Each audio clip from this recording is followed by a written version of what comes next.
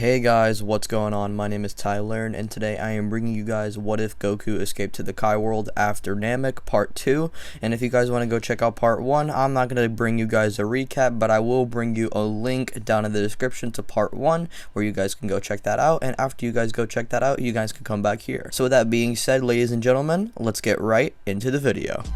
Hey, collecting rings like a Sonic. Bitches wanna party. Virus getting heavy, so got 'em on a diet, yeah. Flex like I'm Hogan.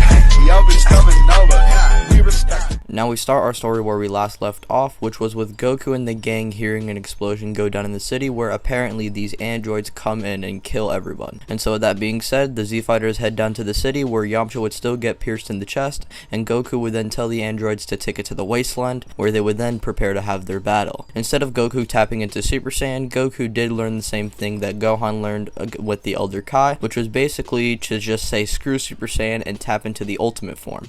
And with that being said, Goku would just tap into the ultimate form, and Gero and 19 aren't actually surprised. The reason why is because when Goku killed King Cold and Mecha Frieza, Gero thought it would be a good idea to actually take that DNA along with King Cold and Mecha Frieza, and so they actually do know of the ultimate form, and this shocks Goku, which would lead into Android 19 versus Goku kind of going down similar to in canon, which would just lead into Goku succumbing to the heart virus, and Yamcha would proceed to take him back. Meanwhile, Gohan and Piccolo would then step forward because they are the only ones who are even strong enough to even hang out with these new powerful androids.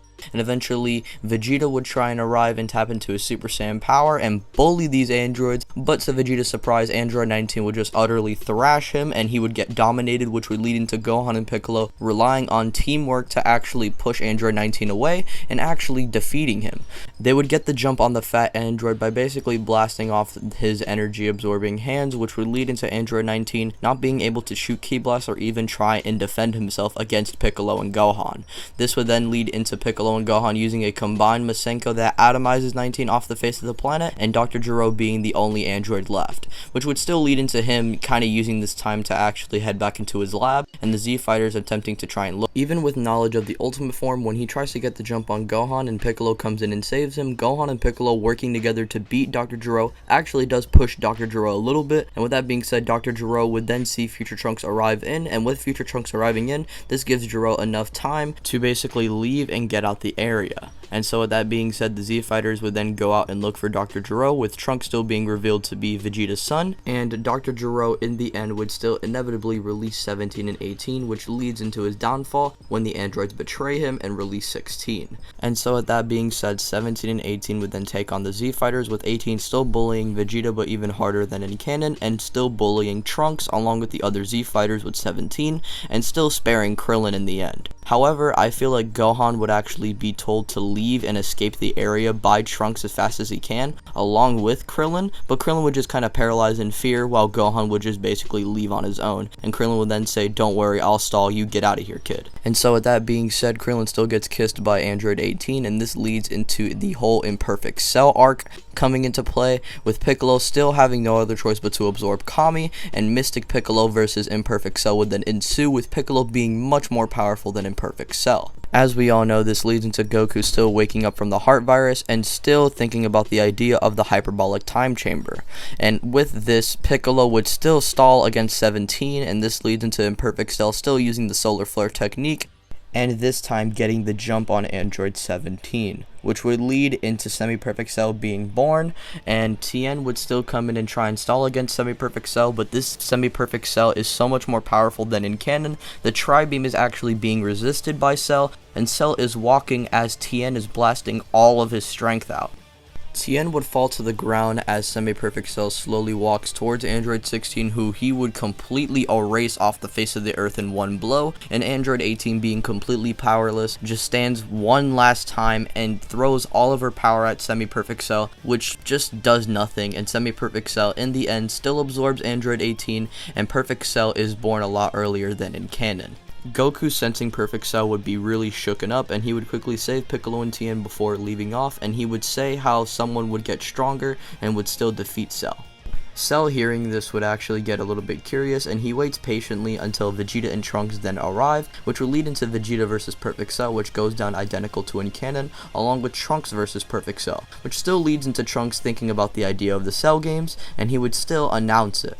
With that being said, Goku and Gohan would still do their training in the time chamber, but this time it wouldn't be with grade 4 Super Saiyan, rather just them training their ultimate form to the very limit, with Gohan finally becoming a teenager and able to fully access his unlocked potential state. And with that being said, Goku and Gohan would emerge at the time chamber. This time, instead of leaving an hour beforehand, they would stay the extra hour, and Goku and Gohan would be a lot more powerful than their canon selves, and Vegeta and Trunks are just completely blown away by their power. Vegeta is just more and more frustrated at the fact that Goku is one step ahead of him and even his son now. And with that being said, Vegeta would just quickly head inside the time chamber enraged, and he would take out all of his anger in the extra day that he has in the time chamber, which leads into him getting stronger, but not that much stronger. And Piccolo and Trunks do their extra training in the time chamber that they need to do in order to catch up, which would lead into Piccolo still being above Vegeta after his first day of training in the time chamber, and when he uses his second day, the gap between the two would be even furthered.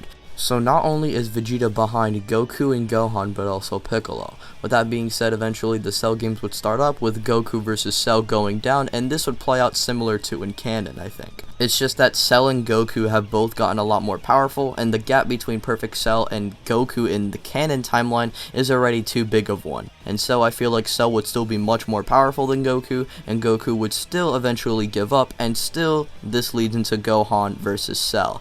Now, Gohan is able to put up a pretty good fight against Perfect Cell, doing way better than even Goku, but it's still not enough to defeat him. He needs to access his full power by activating his Rage. Not Super Saiyan 2, but his Rage in conjunction with the Ultimate form. And with this, Cell would still bring out the Cell Juniors, who would torture the Z Fighters pretty easily, and this would lead into inevitably the human Z Fighters dying here. And the reason why I say this is because Android 16 is actually killed off in this timeline and not reprogrammed, or the bomb is removed off of him or whatever. He's not even present here. And with this leads into Cell actually thinking of an idea, and he just suddenly blasts Piccolo in the chest, which would instantly kill him and make him fall to the ground. Piccolo would then just cough up blood, and he would inevitably die.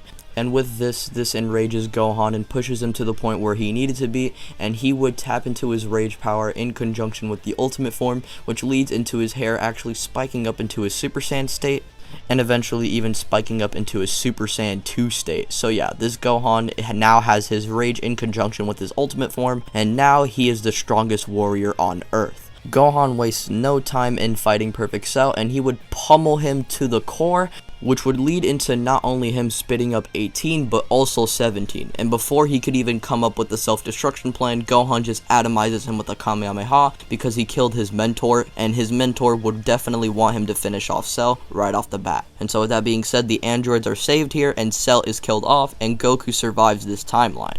Goku is just completely proud of his son, and because of this, after Gohan collapses, Goku would grab Gohan, use the Kai Kai technique, and bring him to the Kai world, where Shin and Kibito would actually heal Gohan, and Gohan would then wake up questioning as to what had happened, and Goku would then say how he did it. He avenged Piccolo and saved the planet against Cell. Gohan would then smile, and he would then say that he's glad he did it, but now what are they gonna do? They have no Dragon Ball. Goku would then say not to worry, as he would then use his Kai Kai technique to teleport to NAMEK and recruit Dende as the new Earth Guardian. And with that being said, he would bring Dende to the lookout, and Goku would then go back to the Kai world, where Goku would then say how he just got a new Guardian. At that point, Goku and Gohan would then chuckle it off, and Gohan would then say how he needs to keep up his training in order to protect the Earth, because he realizes that this power is definitely something that he needs to hold on to for the sake of the planet. And with that being said, Goku would then say how he likes to hear that, and Gohan would then say to Shin, Kibito, and the Elder Kai that he will learn to come here